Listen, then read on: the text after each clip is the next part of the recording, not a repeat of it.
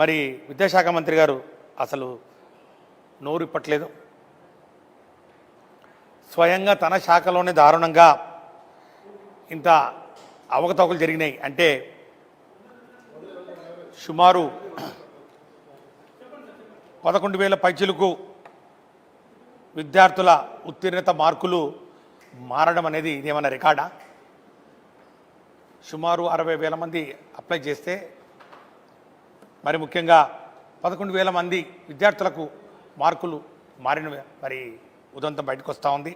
కొన్ని చోట్లయితే 34,000 మంది ముఖ్యంగా రీవెరిఫికేషన్ కానివ్వండి, రీకౌంటింగ్ కానివ్వండి అప్లై చేస్తే దాంట్లో 11,000 కింద తీసుకుంటే 30% పైచిలకు మార్కులు తేడా వస్తూ ఉంటే మరి అప్లై చేసుకున్న వాళ్ళ పరిస్థితి ఏంటి?